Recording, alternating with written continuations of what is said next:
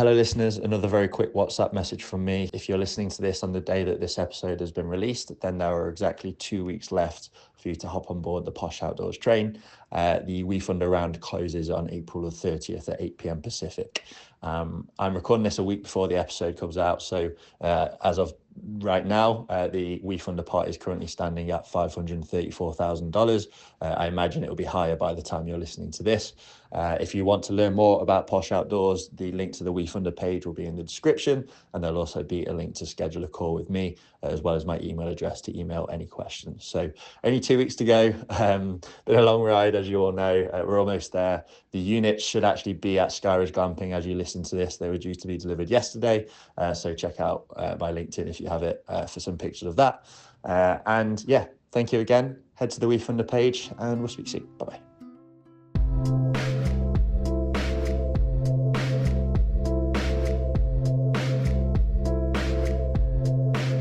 Welcome back to another episode of the Unique Hospitality Podcast. I am your host, Connor Schwab, and joined today not by my host, but by my guest, Nick Purslow.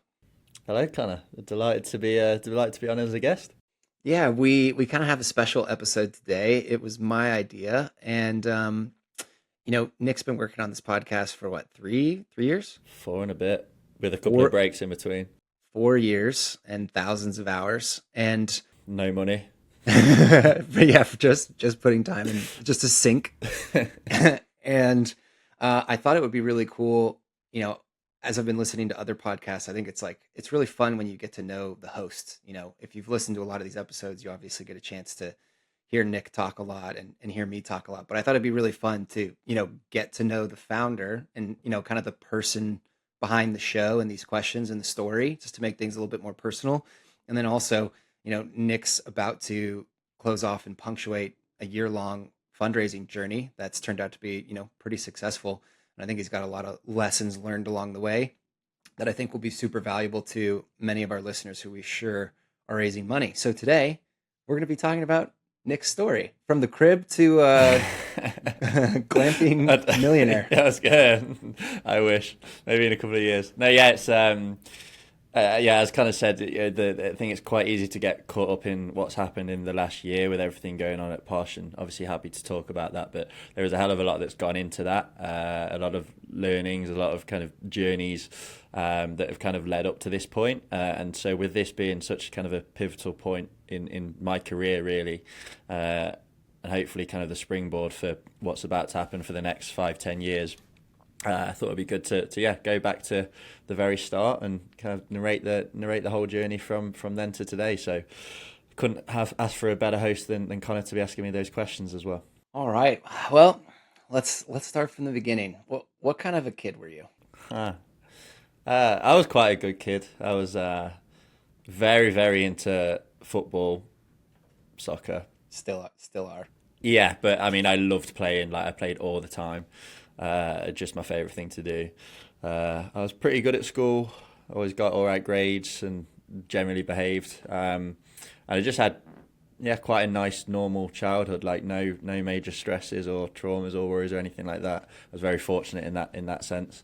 And I'm sure my parents would tell you otherwise. But I think I was generally okay. At what age in the UK do people start drinking tea? I thought you said like just drinking then. I was like, legally or privately?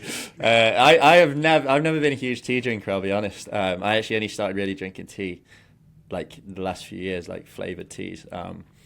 But so you're more of a coffee guy. I've never been a hot drinks guy, really. How about iced coffee or iced tea? I don't even like iced coffee that much now. I like hot drinks now. I grew into it quite late on. I've never been a huge coffee drinker or tea drinker. I like iced tea though. What's like the most trouble you've ever gotten? Have you ever gotten in big trouble like as a kid? I got quite a bad pet. So I started messing around a bit when I was like 17, when I was supposed to be focused on getting into a decent uni, and like my parents kind of knew that I was wasting my potential a little bit. But I was also, when you're 17, it's the age you start discovering, joys of partying and things like that. And so I had a school trip on like a Saturday morning to go and see Othello in London, which is like a 3-hour drive from my town. And we left like school at like 6 o'clock. So my mum said, like, I had a party the night before. My mum was like, you get back at like 11:30 p.m. And I was like, that's a ridiculous time. I'm not coming back at 11:30 p.m.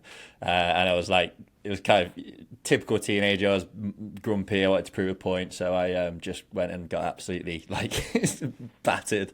And to the point where my brother had to come and pick me up and like drag me home. It was only about 15 minutes late as well. But yeah, when I got around the corner, my mum was waiting on the doorstep in a like dressing gown, housecoat thing, arms folded, and I was like, I knew I was just bang in trouble. So she like frog marched me to school the next day to make sure that I made the minibus leaving on time. Either that, or I'd have to tell my teachers why I wasn't coming on the school trip. So that's about it. You know, I've never been like arrested or anything like that. Touch wood. So yeah, I was generally okay.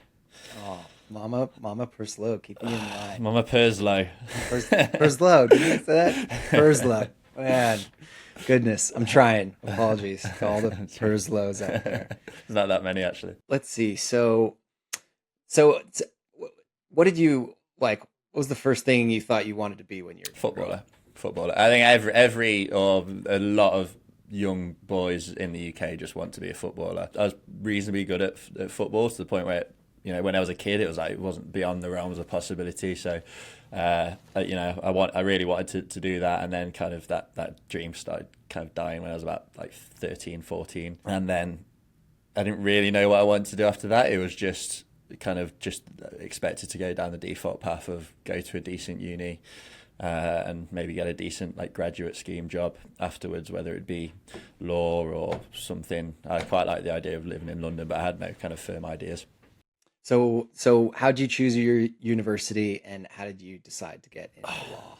So I really, actually, when I was about kind of 15, 16, I really had it in my mind that I wanted to go to Oxford, which is obviously very hard to get into, but I was kind of prepared. Well, when I was 16, I was prepared to do the work for it. Then I mentioned I kind of turned 17 and started getting a bit distracted. So I that slipped out of my mind really, but by the time I was 18, I was kind of back on it. And so I just wanted to go. So I had a season ticket for my football team, Derby County, since the age of 6. And very important to me was that whatever uni I went to, I could still get back for Derby games every other week, which is a bit ridiculous looking back, but it was important to me. So I was looking like basically within a 2-3 hour radius of my hometown, but I also wanted to leave my hometown as well. So I settled on the University of Manchester, which is, you know, Manchester's a great city. It's only 2 hours from home, but it's far enough from home. And it was, you know, a good uni, Russell Group uni. So I applied for that and got in to study law. Stupid decision. How did you settle on law? Again, like, because I had no idea as to really what I wanted to do by kind of 17, 18. My sister was and is a solicitor in London. She's done pretty well for herself, and I quite like the idea of working in an office at the time. It just felt cool to me. So I went on a week of work experience at her firm and actually quite enjoyed it. So I was like, all right, I'll study law with the idea of maybe becoming a lawyer, but if not, just, you know, a decent degree to fall back on. Yeah, I mean so in the UK, it's common that you graduate in 4 years with a law degree from undergrad, right? It's not there's not a master's or like correct. So graduate school. You can do it. Most people do it in 3 years. I did 4 because I did a year abroad in Budapest. So you do your 3 or 4 year undergrad, and then you do a year at law school, they call it, and then you do 2 years as a trainee at a firm, and then you qualify. But I knew 6-8 months into first year that I was just going to take it as far as my degree, and that would be it. Sounds a little bit like me.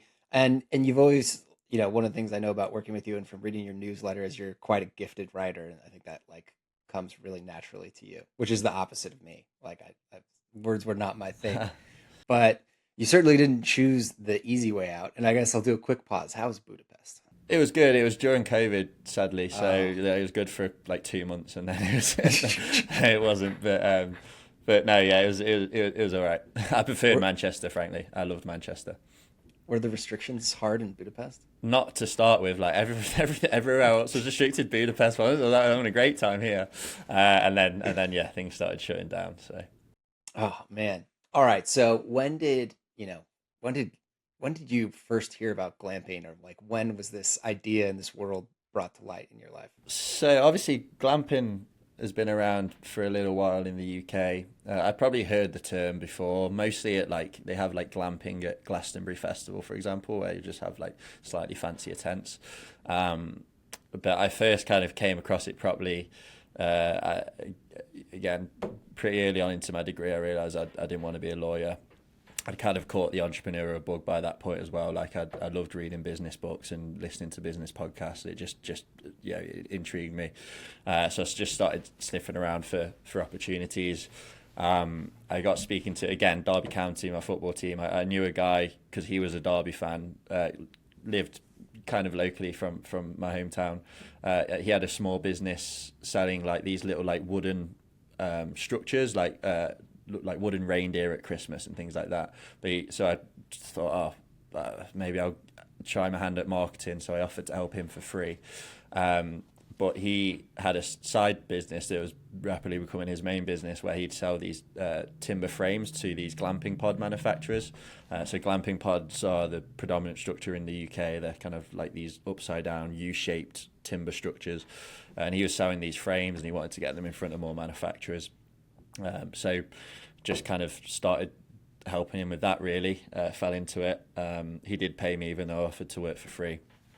And I had no idea what I was doing, no idea about glamping, but I think I just Googled like glamping pod manufacturers and sent them probably a terrible cold email. Like you say, yeah, I'm all right at writing, but I think that's a skill that is honed over time and learning how to write properly in different settings. So I probably sent them like a 3-page email, which just didn't work. But anyway, we got him a couple of clients or leads that became customers.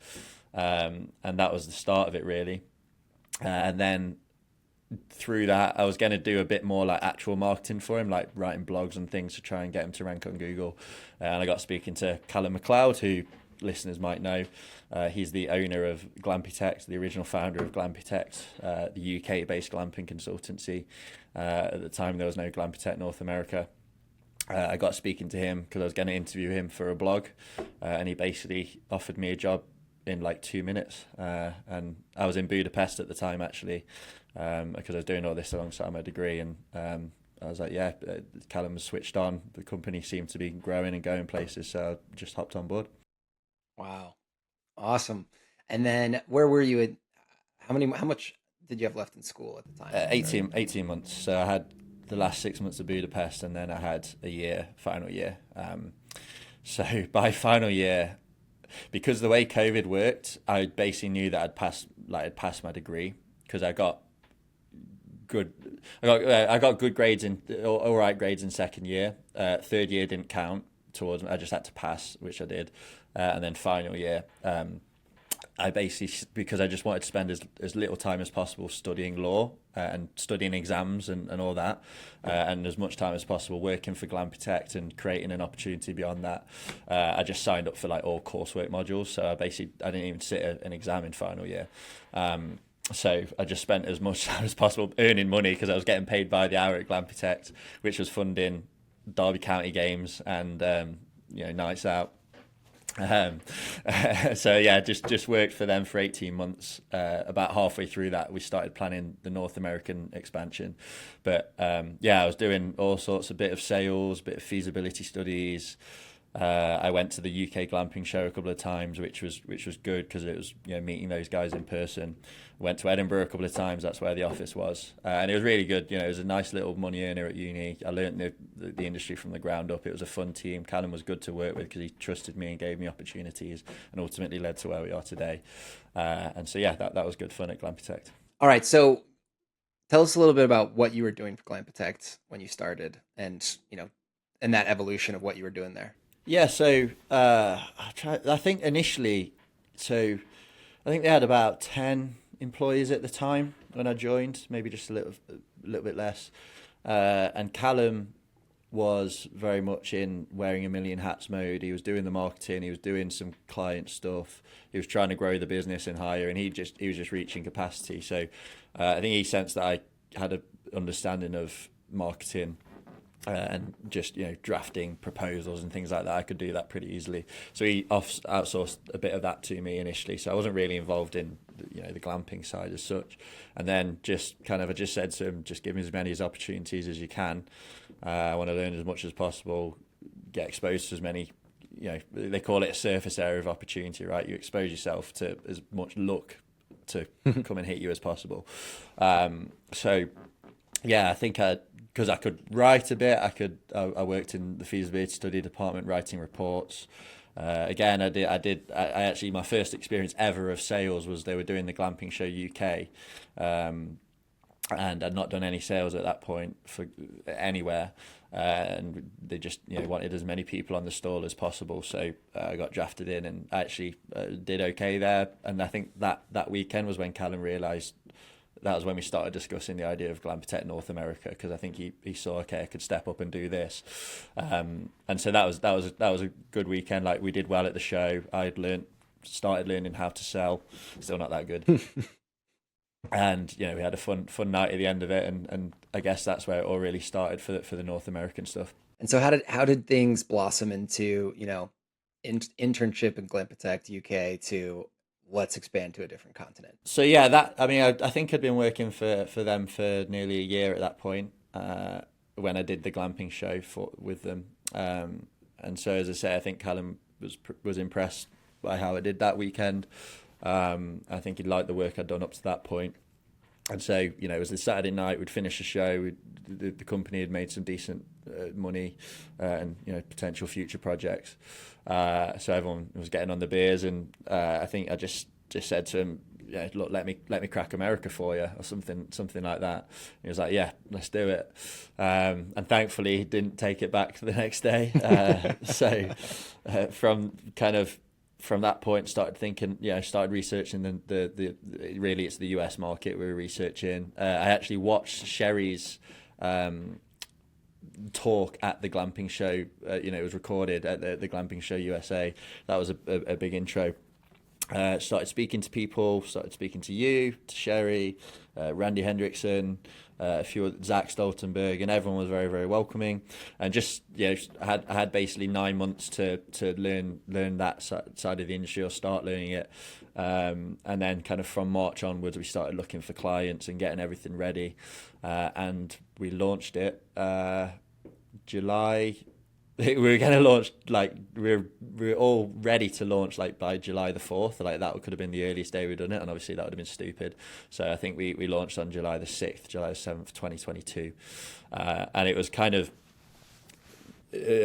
more limited than what Glamptech UK did, more just zoning analysis, and then see where that took us.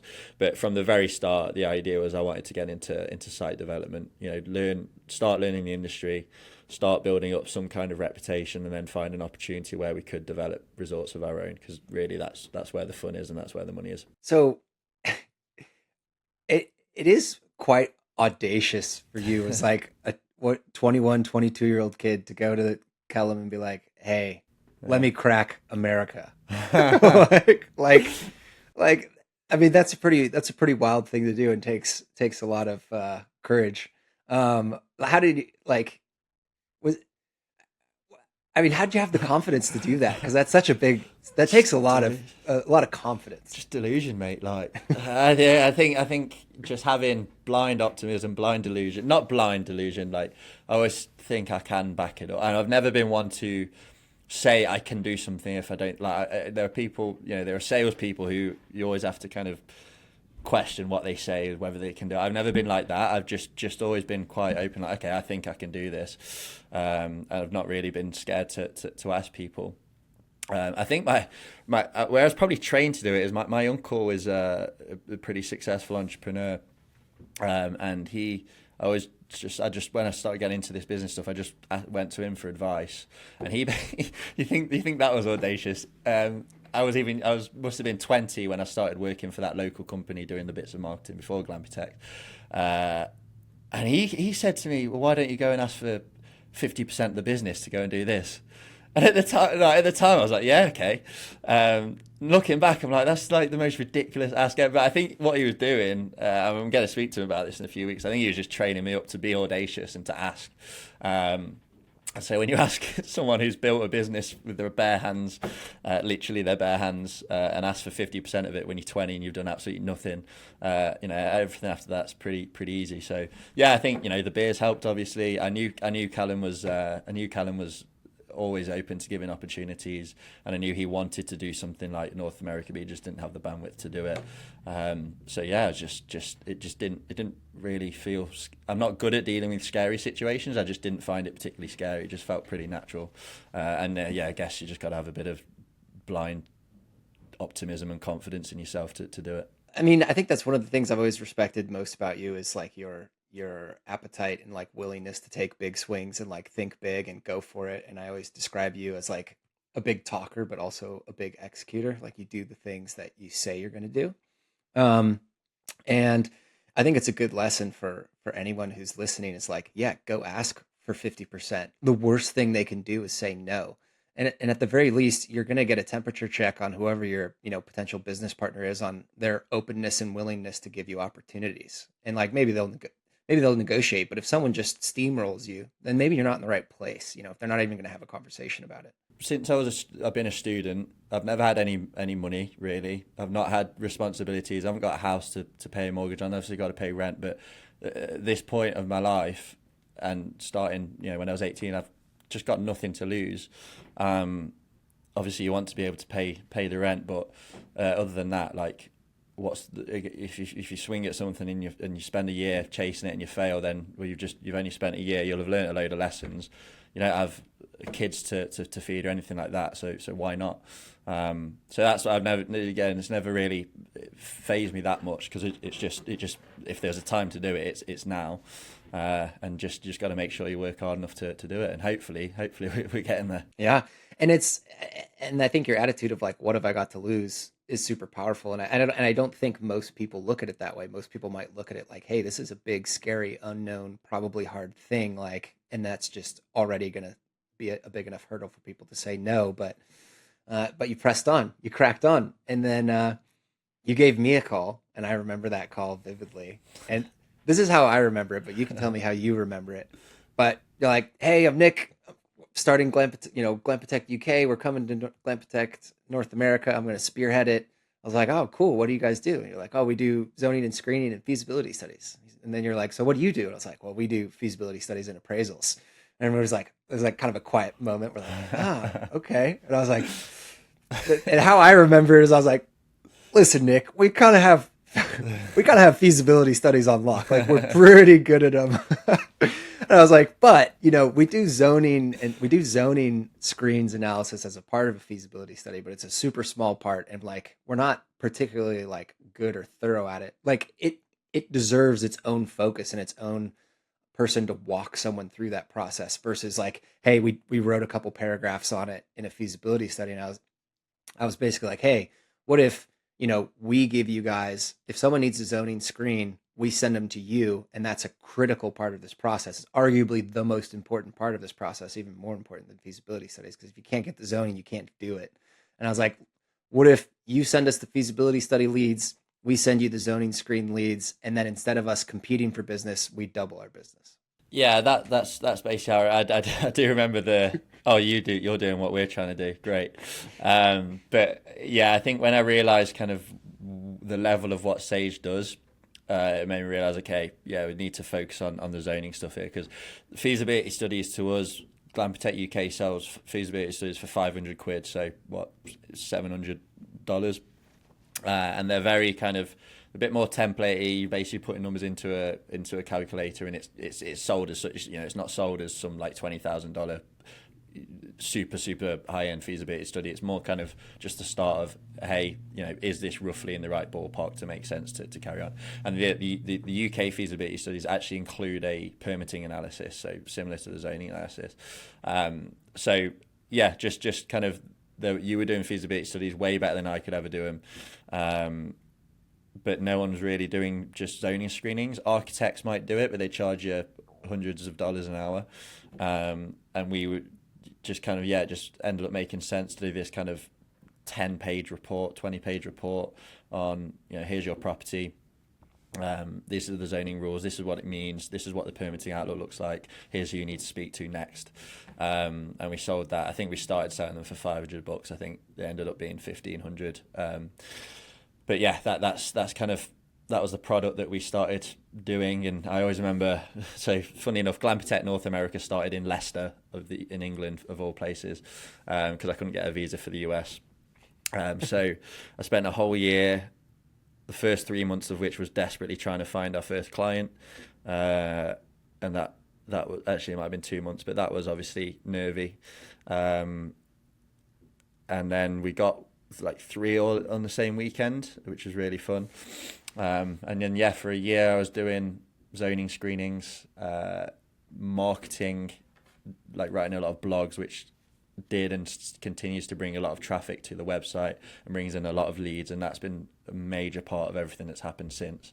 So yeah, we could talk about it. I've not really talked about that move to Leicester, but yeah, the first year was just kind of just hard graft, working at all hours of the day trying to get this thing off the ground, basically. I remember that, like, we'd hop on calls and it was like 9 p.m. on a Friday for you. And I'd be like, dang, man, you're grinding. I was grinding. Yeah. So that's the thing. So I you can probably tell from the other episodes and from this, like, I do enjoy myself when I'm out. I'm English, I'm a male, like, just English male, like, we like going to the pub or going on nights out, whatever. Like, I can enjoy myself. But when I know I need to, like, lock in and just graft, then I can. So after I graduated uni, I really enjoyed my final year of uni, because I knew it would be the last chance to just be a student. And so we've graduated uni, launched Glamping Tech North America, and I needed to figure out a place to live. And I could have moved back to my mum's, but I love my mum, but we're not good living together past the age of 18, and for longer than 2 weeks, it just doesn't work. And so I moved. I just wanted to pick a city that was easy enough to get home if I needed to and see my family in that. But I didn't know anyone there, so I wouldn't get distracted. So I just picked a random city called Leicester. It's about 40 minutes from home, about an hour from home actually, and just got a studio apartment for a year, and just didn't have an ounce of fun for a year, basically. And obviously there's a 5 to 8 hour time difference with the US. So as you say, I was taking calls at, I was every day I was basically working till midnight, including on most weekends. But it was kind of great because it was just me. It was all on my shoulders, just because Callum was helping out, but I was doing all the work. And I love the routine of just get up, go gym, come back, graft, rinse and repeat. I'm quite good in my own company, and it was just a year of just solid hard work getting off the ground. And I've got no real memories. Like, I didn't create any memories. Out. What happened? It was weird. The funny little things I remember. Like, I'll hear a song that was the first year I ever really listened to the radio, like myself, just because I would always just listen to my own music, and so I hear one song from that era that was on Radio 1, which I'd never usually listen to. It just takes me back, but that shows how few memories I've got. Like, I just didn't really have any fun. But it was a good year. Like, I'm quite proud of myself looking back that I just went away and just locked in for a year. A lot of the stuff I did that year really laid the foundations for what's happened since. And I was quite happy. I couldn't do it now, but I was quite happy. And you did one thing with your approach to coming to Glamping Tech North America that I always thought was quite ingenious, and that was, you're like, I'm gonna cold call the top 30 or 50, smartest or most successful people in the glamping industry and interview them. And I think that was the start of the podcast, or it was the start of your blog posts, or that was actually supposed to be a book.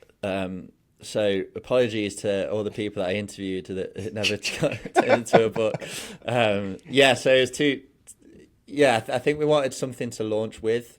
and I also wanted to learn the industry at the same time. So yeah, just I can't remember how that idea came to be, but yeah, just arranged some interviews with some operators, and a lot of them did go on to become podcast guests. But yeah, just had a set list of questions, ran through them, and took up a lot of time for something that never actually came to fruition. But it was a good learning experience to speak to those operators. Yeah. Yeah, we had something like that in our MBA. It was called Stars and Stepping Stones, and you just go out and interview people in the industry who you think are smart or have a job that you want or are at a company that you think is exciting, and it was very similar. And it's my brother always told me when you ask people for money, you get recommendations, or what is it? You get advice. When you ask people for money, you get advice, and when you ask people for advice, you get money. And it's such an interesting way to go about your sales strategy, to say my first step into this industry is, I'm, instead of asking people for business, I'm just going to go be like, hey, I want to hear your story. I want to hear where you got where you are. I want to hear about your business today and what you do and like where you think the industry's going. And one, it's kind of twofold. Like, you get such good, you learn so much, and that's what this podcast does for me. Like, regardless of any leads or anything that come from this, I get 2 afternoons a month where I'm speaking with some of the smartest people in the industry, and it just like keeps me on my game and keeps me aware of what's happening.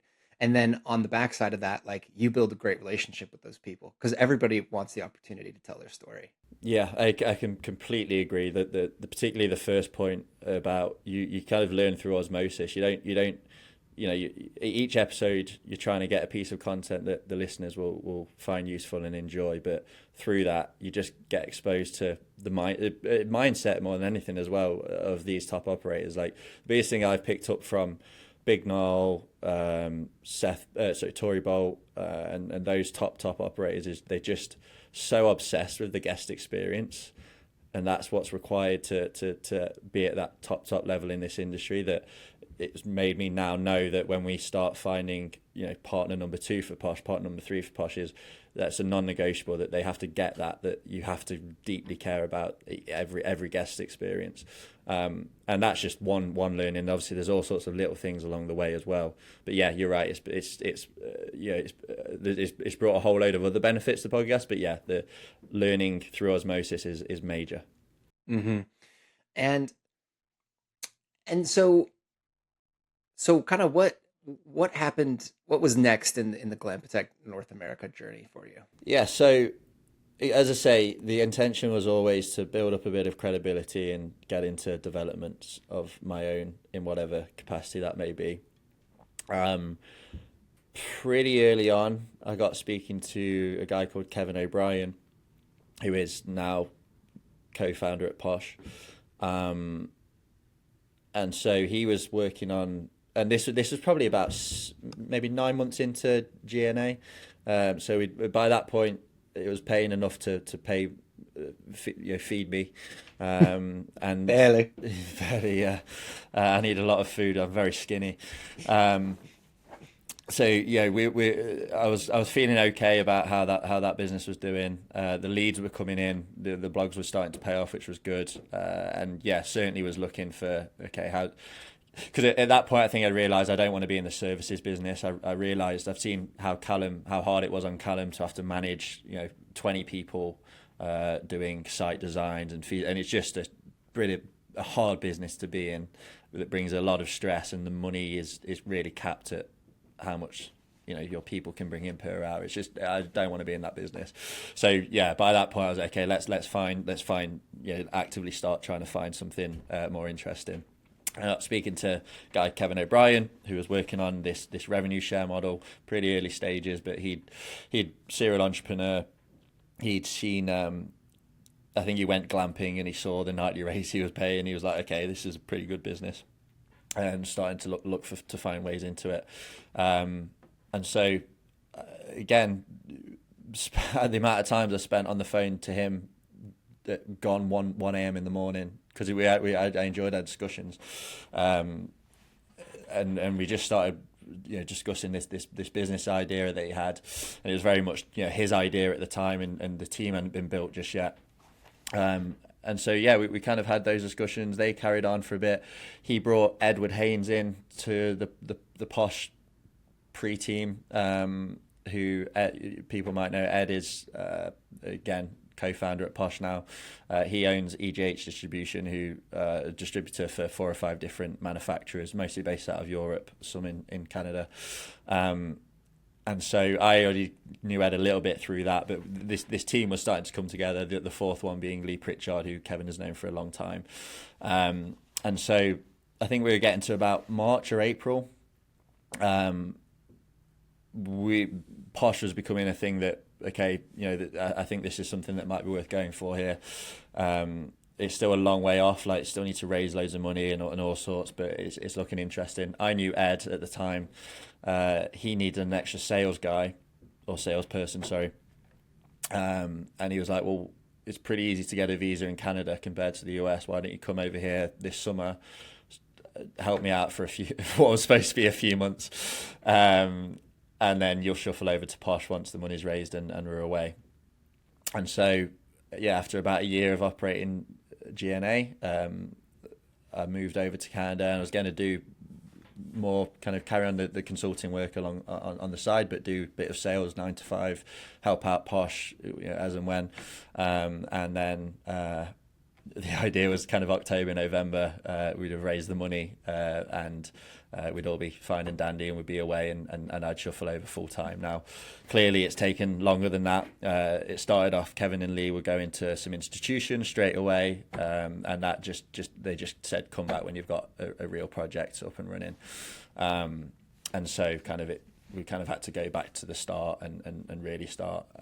But I'm going too fast. But basically, yeah, moved over to Canada after a year of GNA. Hello, listeners. This is Sherry Halala, founder of Sage Outdoor Advisory. If you're launching an outdoor hospitality project like glamping, we can help. We offer feasibility studies and appraisals. What that means is we look at your specific market and proposed business offering and complete an in-depth analysis to make sure that your planned business will be profitable. Getting a second opinion on your proposal and forecasted financials is critical to understand before you spend years of your time and hundreds of thousands of dollars. This is particularly important if you are looking to raise money for your project from a bank or private investors. They are going to want to see this type of deep dive analysis from an independent third-party specialist in the industry. We at Sage have completed well over 250 feasibility studies and appraisals in outdoor hospitality in North America in the last 4 years. So we understand what it takes to bring a project from concept to reality. If this sounds like it could be helpful to you, you can go to our website, sageoutdooradvisory.com, and schedule a call with our team. While you're there, check out our proprietary glamping database map too. Thanks. Now back to the show. So, I know at one point in the story, Nick, there was a time where you kind of you weren't able to come to terms with some of the other Posh guys, and you stepped back and then renegotiated. Can you tell us about that? Yeah, so I think, as I say, the expectation was that it'd be fairly easy to raise the money. I wasn't really too involved in that original raise. I helped out on the decks and things like that, but I wasn't pitching or anything like that. And then it just took longer than planned. And looking back, it makes complete sense why it took longer than planned. Like, it was pretty ambitious to go to an institution with no real track record. And so we headed towards the glamping show 2023, kind of heading towards October 2023. We'd had a basic deal set out for what kind of percentage of Posh I would get. And it just wasn't working out. I wanted to move quickly on getting into development. Like, I don't like hanging around. And so I actually sent an email to the GNA, Glamping Tech North America mailing list, saying, hey, thinking of getting into our own development, would you be interested? Fill out this form if you are, and with your preferred investment amount. And that actually, stupidly, I scheduled it for the morning of the glamping show. No idea why. And the response was ridiculous. I think it ended up being millions of dollars of interest expressed. And just with that, it was a bit of a kind of, I opened my eyes a little bit to the strength of my audience. I didn't quite realize how engaged people were, and so that combined with how slow the Posh raise felt, I just thought, okay, well, I can do this myself. So yeah, kind of left the Posh team amicably, and just thought, okay, I'll do my own ground up development. So this was again kind of late 2023. And if I could do it again, I would actually step back and think, okay, what are the actual steps to doing a ground up development? Because you need money. You need money to put down deposits to get exclusivity on properties. You just do. And I had no money whatsoever, and so kind of I went around looking for properties locally to me in Canadian Rockies, 3 hours from where I am. Obviously, that's where the first Posh locations ended up. And found a beautiful piece of property in Golden, which is a little ski town in British Columbia, Western Canada. Beautiful mountain area. There was no zoning in that area, which was a big thing. Like, I just knew that would obviously expedite the process massively. Got to the point where I'd done multiple site visits, I spent ages figuring out the numbers. Again, a mistake I made, I went way too deep on the numbers. Ended up, this is ridiculous. I ended up to figure out how much like shampoo would cost. I ended up like doing a test run where I'd like squeeze a serving of shampoo, figured out how much that would cost, and then put it in the spreadsheet. I'm like, you just don't need to do that level of detail when you're figuring out the basic numbers. So did all that. Got to a point where we were discussing with the realtor about making an offer. Tried to find a couple of people to put down the deposit to get that exclusivity. The timings didn't work out. Like, couldn't find the right person to put down the money, and then I would have needed to raise the rest of the money to buy the property in like a month, and it was just a bit too ambitious, really. So that was a really good learning experience. Probably the most stressful period of my life. It was pretty, because I just wanted to get this done, and it just wasn't working. But it was a really good learning experience. And then I got speaking to the guys at Posh again. They'd made some progress on what they were doing. They decided they were going to go down this kind of crowdfunding way of raising capital rather than going to the institutions. They just wanted to get one site up and running before worrying about raising the capital to scale to 4, 5, 6, 7, 8 locations. I learned a lot. I also had a better negotiating position with the fact that I had this investor interest that I could point to, and so we just got around the table again and hashed out a deal in about a week, and then a week later we started the WeFunder community raise, which is what we've been doing for the last year. So I would say, I still am grateful for my fellow co-founders for letting me go away and do that and come back, because they might have told me to piss off, and I did learn a lot, and I would say I would like to think I've more than justified kind of what I've brought to the table in the last year to kind of make it forgiven. Not that it was needed to be forgiven. That they said that when I came back, but that was a bit of a roller coaster. And then kind of March, April 2024, it was fully Team Posh. Let's go and do this. Let's go and raise the capital from the community. Yeah, I want to kind of pause there because there's a lot to maybe unpack and emphasize. And one of the first ones that comes to mind is, when the initial deal didn't work out with Posh, you said you ended things amicably, and that's such an important lesson in business. And I've had this happen many times as well. And it's really easy to get really passionate about a project or deal or what your worth is. And, you might not, and there's been several times personally where I felt like people weren't recognizing my value that I brought to the table, and I had to walk away. But to be able to do so without getting angry or without getting spiteful, and still thanking people for considering it, thanking it, for their time. And because you never know when you're going to go back or when you might partner with them again. So like, you ending on good terms left the door open for the opportunity to come to life. Absolutely, and for that I have to thank Kevin and Lee, because ultimately I was the one that was making the decision to leave. They hadn't really done anything wrong, or they hadn't done anything wrong. I was maybe a bit disappointed that the capital raise hadn't gone as planned, but it was for them to make the decision to either say fuck off, or no problem, good luck, maybe speak, and that was it really. So I can't really take any credit for that. That's Kevin and Lee. There's certainly credit that goes to them for sure. And then I think also for you as well, it could have been handled worse. And then you did what so many of us have done, which is what I have done, where it's like, all right, how hard could this development thing be? How hard could it be to raise money and to get a property? And now, as we've both looked back on 3, 4, 5 years later, it's like, Oh yeah, this development takes cash and it Yes. takes time, and it like you need to have real investment Yeah. to have a shot. Yeah, and the cash part is everything. Like, I think if I had, 100K in my back pocket, I think I could have done it. I think got a much better deal at Posh here with the potential we've got to grow this thing quickly. So I'm glad it went the way it did. But yeah, the money thing was everything. I was working hard enough. I knew enough about the industry to do it, but I just didn't have cash to put down a deposit and create that breathing space.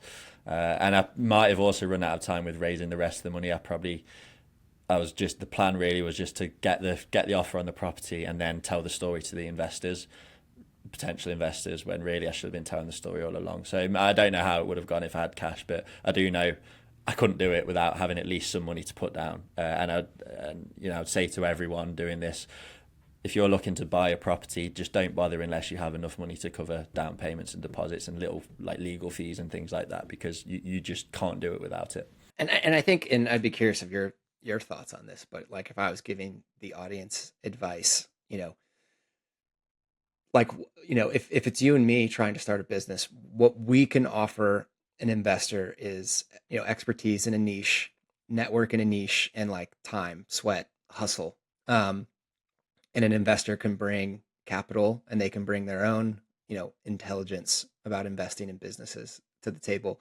And, I think people's best shot, if they have no money, is to try to find one or a couple like high net worth people who are really bought into your mission and your passion, and they're either excited about the outdoors, they're excited about bringing people together, or they're excited about family, and they have some money and they're like willing to take a risk for something that they're passionate about, and they believe in you. Completely agree. Yeah. The way I was trying to do it was, I had a list of people that had expressed interest in investing in something that we might be doing or I might be doing. Yeah. Again, I don't know if I would have succeeded in raising the money that way, certainly that quickly. I think, I don't have any high net worth friends, or I haven't got a benefactor that will chuck in, $1 million. Like, having someone like that would help absolutely. So yeah, as much money as if you can get as much money that you have access to before you have to go out and pitch a specific deal, the better. It just make your life so much easier. And I know money doesn't grow on trees. It's a pretty easy thing to say, but it will help. And so yeah, think about all your rich friends and see if you can get them involved. I don't know. Yeah, and I say just go find one high net worth individual. Like, it's easy to do. Yeah. And like I've never had to go do that. I've never tried, and it's far from easy, but it's still probably like your best chance. And we can get into the crowdfund now, but I'll probably say like crowdfund is a hard process. It takes a deep network. It takes a lot of you have a following, you have expertise, there's marketing and advertising that goes into it. So like, why don't we start there? Tell us about the raise. Yeah, so I mean, at the time, we never make it easy for ourselves. At the time, because I'd been away from Posh, and the deal was done pretty quickly. It was like within a week of speaking to those guys again. And at the time, we were told we needed to raise enough money for 20 units by the end of the summer. This was like March, April, but we needed to raise enough money for 10 units it was literally like 6 weeks time. And again, like, why I signed up for that, I don't know. Blind optimism, delusion, whatever. So that, like, yeah, and it was stupid because it meant our first pitch, we were immediately like sounded desperate. It was like, we've got this deal. We need to raise, I don't know what it was, 1.8 million in a month. And it's like, that's not a good pitch. Like, it makes you sound desperate. And so I sent off an email to everyone in my network. You obviously would included, Nick Parker, like everyone. And it just didn't work. I went home, I think like a few days after we started raising, I went home for a funeral. I was home for about a week and a half. Actually, no, it was about 2 weeks. And I just remember sitting at my at the table at home, like on my laptop, and I'm just like, this might not work. Like, I went really public with this, put it on LinkedIn, sent it to all my network, like, this is what I'm doing, this is the next move. And the money wasn't coming in. We were stuck at, I think someone had put in like Lee's friend had put in like 50k, high net worth individual, there you go, to get things started, but we just weren't pulling anything in. And with that time frame, it was pretty rough. Now it's since turned out that, obviously the time frame can be extended. Our partners wanted it done by then, and we've been able to push it back. But yeah, that time was hard, and yeah, just pinged the Glamping mailing list, pinged all my network, just got on the phone. And for a good few weeks, it was looking pretty rough. The first one we got was, pretty sizable from a guy just from the Glamping mailing list who picked up the phone to, and that was a huge relief. And by the way, Lee in particular has been hugely helpful in getting a lot of these deals over the line, because he's the financial guy that knows far more on that stuff than me. So we got that one in. You and Sherry followed pretty quickly, and it just felt okay, we've got a bit of momentum here, and we knew at the time then that we could push back the install dates and things like that. And so it's just been a long slog of picking up the phone, emailing. We've done a few different things, we've paid for some LinkedIn automated messages and things like that, and it's just been a slog, not like a completely unenjoyable one. Like, there's been some nice moments, but a lot of it is just getting used to rejection, getting used to things not moving as quickly as you'd like, getting used to spending, going weeks, even months without raising a single penny. But bit by bit, we've got there, we've made progress, and then, we're heading into the final, by the time this goes out, it'll be the final week. And we're there basically, but it's just hard work. Not getting too. I mean, we can talk about how advice I'd give, but yeah, it's been interesting. A hell of a lot of lessons learned as well. And I think there's like social capital, and like there's like reputation and like doing the right thing. And I think Sherry and I wanting to invest was just purely based off of us always having a good experience working with you on projects. Like, you doing the right, like being honest and like doing the right thing, executing, like working hard. We never felt like you were being shady in any of our deals. So, and I definitely didn't go into this blindly. Like I put a ton of time vetting the business model. I went to the property. I spoke for an hour with Ed. I spoke for 2 hours with Kevin and Lee. I spoke with probably 3 or 4 hours with you. We went and saw the property. I spoke with the operator of the property. What's her name again? Crystal. Spoke with Crystal. I saw the units going in. I saw the views from the property. We went to the golf course. We went to the spa. We went to the ski resort. Looked at the tourism numbers, looked at your guys' financial model. And I was like, all right, I think you guys are creating a business that solves a real problem, which is for people to get the financing for their units. And what slows development is the zoning and permitting. So basically, you're like dividing and conquering. You guys are focused on raising the money to get the units, and the owner operator is getting through the zoning and the permitting and finding a great property.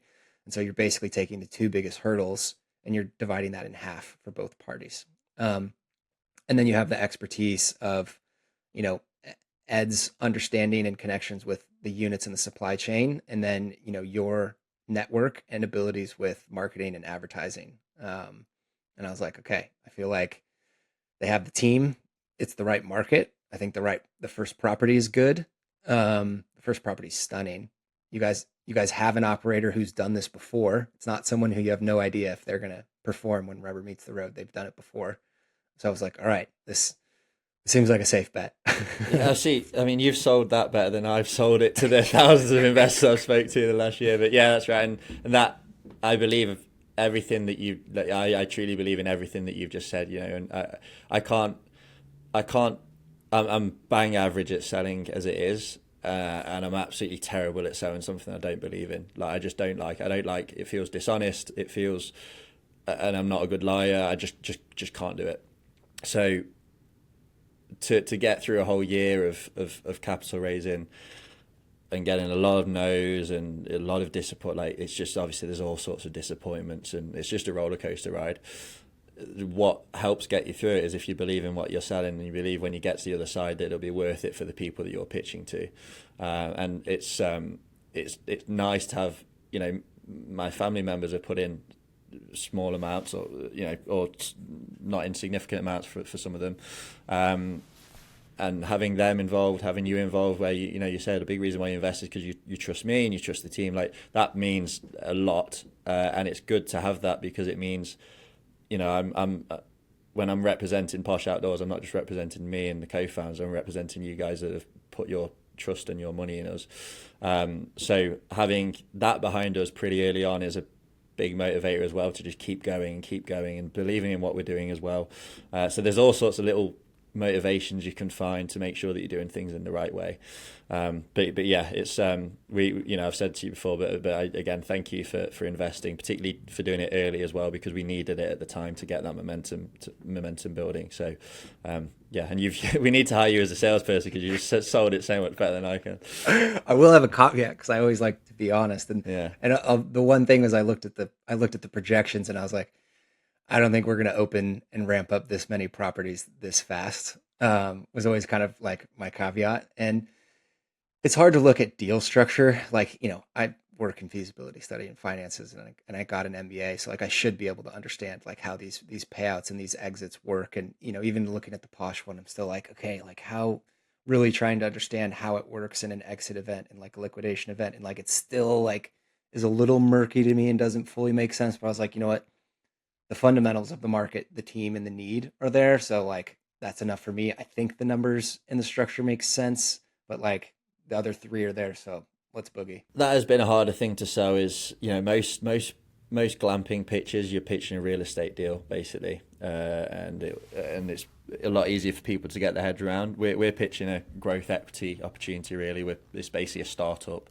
And if you invest, you get a piece of everything that we go on to do, and it's more, you become a share, and it's just a bit more complicated, as you say, to wrap your head around what doing 10 sites means to you return wise, what doing 20, and it is harder to understand, and that has made it harder.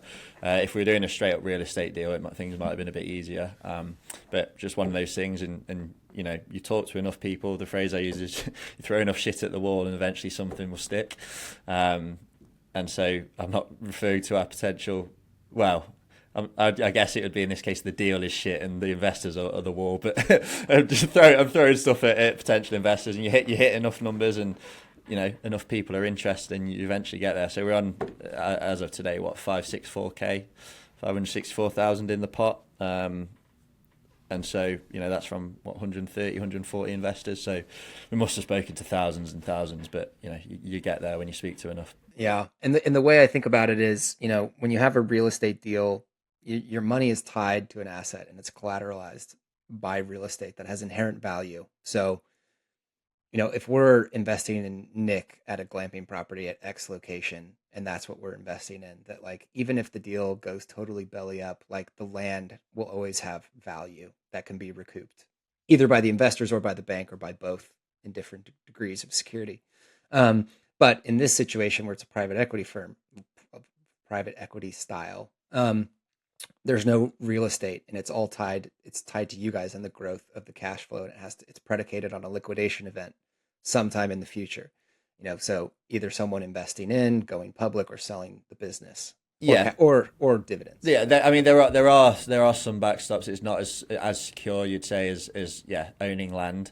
The terms are, it's a convertible note, which is owed to you plus interest after 3 years if we don't do a second round of financing. So the money that would be paid would be, we could sell the units are kind of assets. They are the assets that we own that we could sell in that scenario.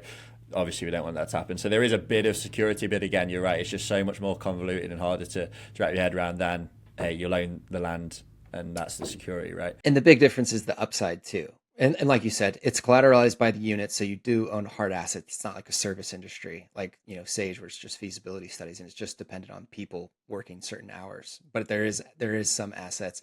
But the big difference is, like, if you have a single property, you can only get so much cash flow on one piece of real estate. so you're limited. You have a little bit more of a backstop, but you're more limited in your upward potential versus where Posh has, theoretically unlimited potential to grow. Yeah, and that's what we're excited about. We have been excited about from the start. We really do think, we're not doing this just to do one location. We've talked about Skyridge a lot because it's the flagship, it's the start, but we want to do dozens literally of these. And you're right, the upside is so much bigger there if you're an investor at the early stage than if you're just investing in one real estate deal. So that's there is greater risk that comes with it, but there's also greater reward that comes with it if we do what we want to do, and so that really excites me. I think it's excited some investors as well. But again, it's just harder to pitch it because it's like you're basically setting and forgetting for a few years, because it's not like you'll be earning 12% each year for straight away. So where are you guys? Give us an update. Where are you guys at today? So we're recording this on the 16th of April. My dad's birthday. Happy birthday. Oh, happy birthday, Connor's dad. And this will go out on the 23rd, so there's not going to be a huge gap. So as of the 16th, we have raised $564,000 in our WeFunder campaign. We are closing the campaign in 2 weeks' time. It'll be 1 week when this goes out. We have yesterday installed our beautiful sky glass mirror cabins at Skyridge Glamping, which is our first location. There's 5 of those. We've got rights for another 5 that we'd like to do by the end of the year. They will be opening, all being well, end of May, early June. And I am running a pre-opening launch campaign for those units where we're running meta ads, and we're taking $35 Canadian dollar deposits. We today hit 1,000 VIPs, so we call the deposit holders the VIPs. I think we're going to have 1,200, 1,300 by the time we open the booking calendar. So basically, people who've paid a $35 deposit to become a Skyridge VIP, they get first access to the booking calendar when we open it, and they get a discount on a multi-night stay. So we think we're going to open the booking calendar to them in literally, maybe 3 weeks. And we've been saying we think we'll do 100K USD of pre-opening booking receipts. I think that's looking very conservative now. It's probably, I'd like to. And that's the 3,500 VIP. And that's $35 VIP. And that's just from bookings generated by those VIP holders. Yes. It's 3,000 VIPs paying 35. So what we're modeling is, so the minimum night stay is 2 night stays for this. So we think we'll have 1,200 VIPs, 1,300 VIPs by the time we open the calendar in a few weeks. We've got to say we just hit 1,000. We're making the conservative assumption that only 10% of those VIPs will go on to book a stay when we open the calendar to them, and an average of 15. I think we've averaged 1,515 Canadian dollars per booking. So that's So I think we've averaged like 2.3 nights per booking. Mm-hmm. So is that VIP slip refundable? Yes, but not from other people that have done the campaigns. It's very few refunds, very few request refunds, even if they don't go on to book. Like, a lot of people just kind of place it and then never revisit. It's a pretty good, I've never heard of anyone doing this, but I think it's a pretty good strategy. And I feel like there's such a big barrier to $35 is an approachable amount. So it's a lot easier for someone to open up their wallet, pull out their credit card, and put in their information. But I feel like once their information is in the system and they have their credit card and they've looked at it, like they've already paid some money, like that barrier to entry to booking is so much lower. So yes. It's kind of an ingenious process. There's two benefits to it, really. One is, as you say, it's that psychological thing of once you're in, you're more likely to move on to the next stage. It's pretty common. You see it in all sorts of courses and things like that. It's just a sales funnel, really. Put in a small amount and you're more likely to put in a larger amount later. So that helps. The other thing is, we're not paying for the ad spend. It's our partners at Skyridge, but we want to look after their money. And the deposit value has almost covered the cost of the ad spend. I think we're making $35 per deposit, and I think the ad spend has cost about $40 per VIP. So we've got for very little money, we have got 1,000, will be 1,200, 1,300 very interested people who are ready and will be opening and will be, doing a countdown to the booking calendar opening to them. They'll be ready at their computers, ready to book their stay. And as I say, we're forecasting 10%. That's based on a conservative. We've looked at other campaigns that have done similar, and that's our conservative estimate. Really, I'm hoping for closer to 20% of VIPs to go on to book, and so at 100. At 10% going on to book, we'd probably be looking at between 120 and 150,000 of US of pre-opening booking receipts. I'm hoping for closer to 200, but we'll see. We'll know more in a few weeks. What's the average ADR? It will be on that. It'll be about 680 or something like that. Average booking value is $1,515, and that's based on 2.3 night stays. I think a third will book for 2 nights, 2/3 will book for 2/3 will book for 2 nights, a third will book for 3 nights, and the daily rates, we're talking between 500 and 760 Canadian dollars. So what's that? 350 to 600 US, something like that. And this is all pre-opening. So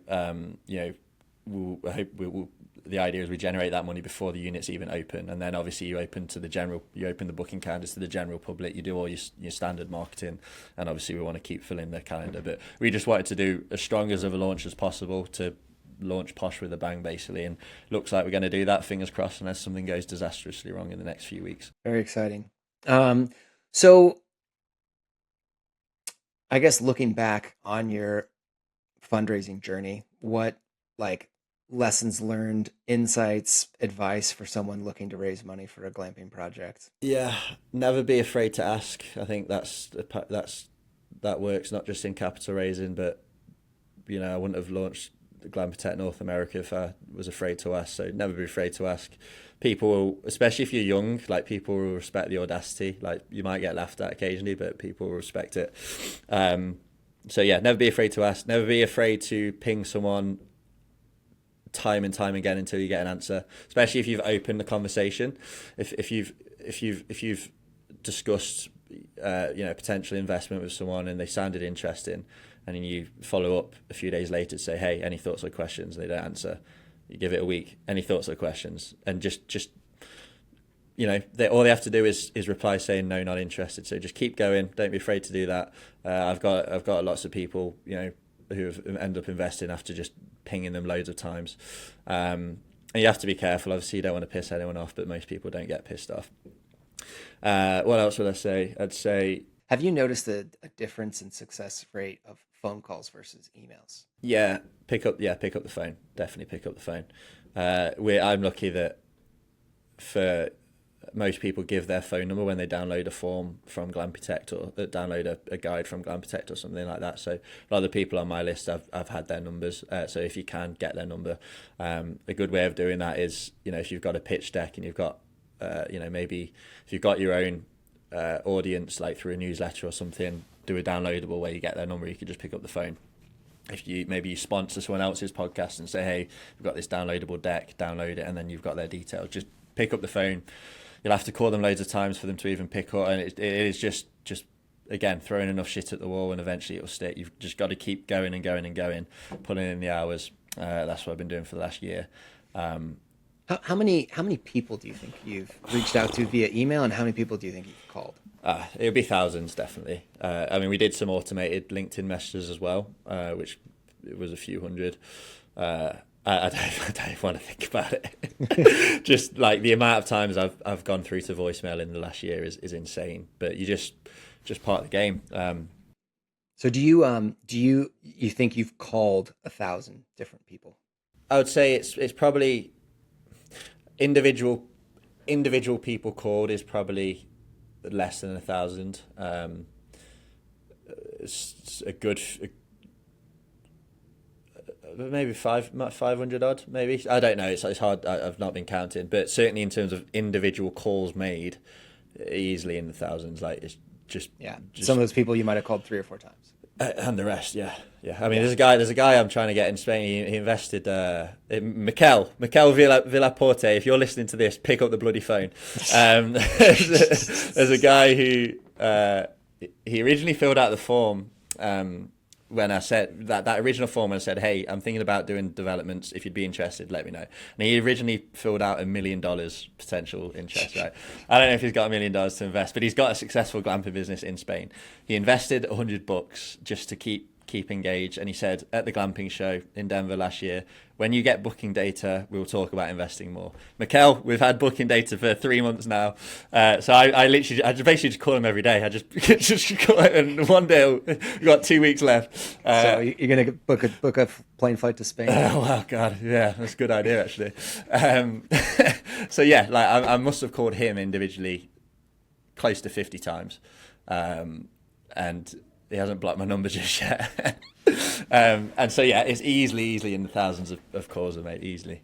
Yeah, good for you. And I come from a sales background. Like I did the hardcore, Wolf of Wall Street sales for 4 years in San Francisco when I started my career. So like I know what that world is like. And I think a lot of people think now, like there's certainly value to having funnels and automations and things like that. You can do smart things with LinkedIn messages and Instagram DMs and emails, right? So that all has value, but that's the top of the funnel. The only way you're going to close deals and make sales is over the phone. It's never. How many people have you not talked to over the phone that have put in more than $100? So there is one small niche that we've done okay with from that, and that's the WeFunder community. So we're raising money on WeFunder, which is a platform where people can invest as little as $100 into these businesses. And there is a native community there who are just looking for like some of them, a lot of them will just put in $100. But we've had, especially recently, since we crossed 500k, we've had 1,000, 2,500. The biggest one we've had is 10,000. So they will, someone invested 10k without ever having an individual email or call with any of us, but that is very specific to that community. Everyone else, you're absolutely like, I can't think of anyone who has put in maybe even more than 1,000 that I've not outside that community that I've not spoken to on the phone. You're right. It's just the way to do it. Simple as. That's what I would have expected. I would have expected, call 500 people, and raise over $500,000. Like those numbers make sense to me. Yeah, and it's multiple calls as well. It's not just one call and done. Usually, the way it usually is for my leads is I'll pick up the phone, and like it was with us, I was the one that spoke to you first, right? And then you bring them into a call with the team, and I think you probably actually did the most due diligence out of any of our investors. I think we had the most calls with you. Nice. Shrewd. But yeah, it's multiple calls. It's email in between that. Sometimes they'll ghost you, and you've just got to keep going and going and going, and just be shameless, basically. That was just from I knew Mike. So if you don't know Mike, he's big into third-party management in the RV world. He owns. What's the company called? CRR Hospitality. Very well connected in our world. Very, very nice guy. And I think I told him about Posh a year ago when we were very early on, and we didn't really have much to show for it, and wasn't interested at the time. And then just like last week, I said, "Hey, you're free for a catch up?" We had a call, explained all the progress we made, and he was in. So it's just that's the other piece of advice I'd give as well is if you can convey a sense of progress, and that comes from having actual progress, that can be a big way of turning no's into yeses. And that's been huge for us in the last few weeks, is people that said no 6 months, 12 months ago when we had very little to show for it. Now we can say, hey, we've built and installed 5 cabins, we're on track to do this amount of pre-bookings, etc. That momentum can be a big kind of closer as well. Yeah, I think there's been enough people who've gotten burned investing in like Indiegogo campaigns for glamping companies that never came to fruition because, budgeting, construction, zoning, all of these things that, you should know in development. And a lot of companies got into hot water. So I think in the online investment community, in that small microcosm, people are super hesitant to put money into a project that is not looking real. And like, I know, but like seeing you guys put the units on the property and sell bookings, like having product in place that already removes so many of the barriers of development, that is like uncertainty, where it's like, okay, we're really lowering the risk of margin here. Yeah, and to translate that to listeners who might be doing their own ground up development and raising for that is if you can, it's more of a risk, but if you let's say you raise especially if you're doing a crowdfunding campaign, let's say you raise 100k and you need to get to 500k. Once you get 100k, consider putting an order in for the first unit or two. Just if you can tell a story as it goes, and you can come back to people who said no originally, it's so powerful. As you say, once we got those units in, that's huge for us. But if we had just waited until we hit a certain target, if we wait till we hit 500k to order our first unit, we'd have none of that momentum going into the final few weeks. So it's been massive. And I'll caveat what you just said by saying, don't buy those units if you can't open them for business legally. Oh yes, yeah, we had that zoning in place. Yeah, assuming you have your zoning in place, like go ahead, buy the units, because those can start cash flowing and add value. But if you don't have the permitting or the zoning or the infrastructure, too many people spending money on units and furniture and logos and websites and stuff before the property is lined up for illegal use. Yeah. Oh, and the other thing I was going to say about Mike Harrison, because I'm a huge fan of his. If we were doing an RV park and campground, RV resort, he'd be one of the first guests I would have on, because he's super, super sharp, and he's got like 4 or 5 incredible RV resorts that are killing it nationwide. And he doesn't officially yet manage a glamping only property, which is the only reason I haven't asked him to come on, but probably will ask him to come on either way, because I think he's one of the smartest and most hardworking people. He's kind of like Nick, like 20 years down the road. He's great. I think that business is doing really well by the looks of it, and he deserves it. And he's very unassuming as well. You wouldn't necessarily know that he's doing pretty well. And I just to make a wider point as well, Mike is a great example of this. You're a great example of this. I do want to say, thank you to everyone in the industry for being so welcoming and nice and supportive since I've been in it, the North American side, which has been, 3 and a bit years now.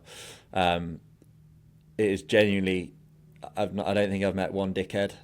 Everyone's been really nice, supportive. Maybe in their heads they were thinking, what's this idiot going on about? But certainly, just everyone's been great, and if you are thinking about getting into this industry, then just reach out to people, because they will be nice to you, and they will support you, and they will help you where they can. And I know, Connor, you probably I'm sure you think the same as well. Yeah, I totally agree. It's been awesome. And the last thing I'll say about Mike is I've probably done more tricky feasibility studies with him than almost any other partner, and the guy is shrewd. I've never seen someone like shoot holes or shoot down, basically put the kibosh on more projects and be like, this isn't going to work. Just straight up telling clients, like, this is a bad idea. Don't build this. Yeah. So for him to put money in, I think it would give me a pretty good vote of confidence, because I think he's shrewd with his projects. Yeah, I might send him another thank you now. Mike's great. Everyone in the industry is great, and I'm very lucky, and Posh is very lucky that they've got Mike, you, Sherry, Big Noel, and others on board and invested, in various different capacities. It's a real vote of confidence in what we're doing, but also in us as ourselves, and we don't take that lightly at all. And I think another point for just like when you're starting a business is having, and this is why I love Mike, and like we're looking at a project right now, and he's someone who I would call and be like, tell me honestly what you think about this, because having smart people who will speak to you honestly about your project and tell you what they think is good and tell you what they think is not so good is so valuable. And like having those transparent people who will give you bad, tough feedback is so important. Yeah.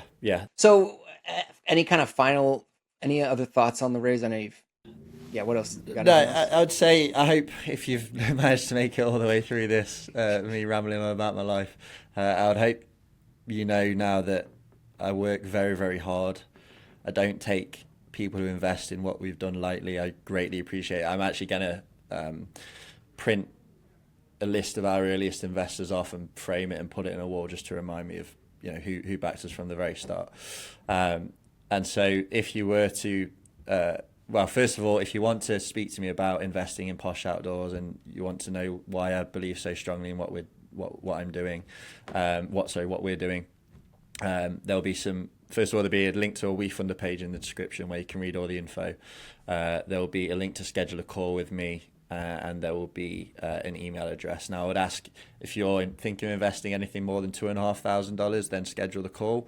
If it's anything less than that, then shoot me an email. We can always arrange a call separately, but just we have got limited bandwidth in the final week, so just shoot me an email or schedule a call if you're thinking of putting in more. But we really do believe in what we're doing. I will work my arse off for you and for everyone who's involved, and for myself. I want to achieve what I want to achieve, and we think we've got something really good at the right time. We've got the right team. We've got a beautiful first project, and we've got some great ones lined up, and I think we're onto something pretty exciting. So you'll all be glad to know that this is the end. Like, I'm going to shut up about, well, I won't shut up about Posh because there'll be so much to share about what we're doing, but I won't be asking you for money. So this will be the last one. The WeFunder round closes, I think it's 8 p.m. Pacific on April the 30th. So preferably avoid the very last minute rush as well. So get on it now. But yeah, I'm happy to talk to anyone who's got any questions. We've also got a financial model that we can share if you want to deep dive into the spreadsheet as well. Just get that request in sooner rather than later, because there will be a backlog towards the end. There's probably one other person that we should thank, and you already did thank her, but it's probably worth a special mention, and that's Sherry Halala, who, put a significant investment into Posh, but also has invested into this podcast to help us with our expenses and keep this podcast going, which, as we've said, this podcast definitely doesn't make money. It's a time and money sink. And, we do it because we love it and we want to help people. It certainly is good for leads and things like that, but also, like, we do it because we want to help the industry. And I think, Sherry as well, who's been such a big proponent of propelling the whole outdoor industry, through this podcast, through investing in Posh, through her speaker series, and making free access to data and tools and things like that. Yeah. And when I said, everyone in the industry is really welcoming and lovely and supportive, Sherry is the personification of that. I think maybe the second person I spoke to in the industry. Obviously I was on the same call with, actually no, I think you were the second. I think Randy was the first, you were the second, I think Sherry was the third. But ever since, she's just been absolutely great, and everyone else will have the same experience with her. And yes, Sage has been brilliant for the podcast. It's brought me clients as well, and it's just been great fun working with and sometimes drinking with the Glamping show with you guys, and yeah, Sherry's fantastic. So thank you, Sherry. So I've got one last very technical glamping question. What's the longest girlfriend you've ever had? Oh God. I was actually quite close to getting one earlier this year. She actually broke my heart a little bit. Oh man, what? Yeah, I actually nearly mentioned it on a podcast. I was like, Connor, remember my New Year's resolution was to get a girlfriend. I actually might be back to do it. I'm so glad I didn't say that then, because that killed me a little bit. But I'm hoping she sees my Instagram stories of the glamping site going up and she'll regret it. So, yeah. I have faith. I'm betting on a girlfriend. At the end of this year is the New Year's resolution, so I've still got 8 months to go. We'll do it. All right. Well, we're pulling for you, and if maybe you should put your cell phone number out. I could read out your cell phone number for any eligible bachelorettes out there. Send me an email with a picture attached. Nothing dodgy, just your dating profile picture. Oh man! And I'm not picky about age either. I should probably cut that one. Yeah, they might think you're talking about younger. Yeah, no. 20 plus, please. Man. All right. Well, this was a really fun episode. I'm glad we got to do it. I know it sounded a little bit more like a Posh fundraising campaign than it was kind of intended to be, because I know it was more the big aim of this was to, like, what are the lessons learned for Nick and a very arduous, grueling fundraising campaign, and try to share that with other folks who are fundraising. I think we accomplished that. Yeah, and hopefully it got across. It is hard work, but we're about to reach the other side or take the first step. So, I say it a lot now.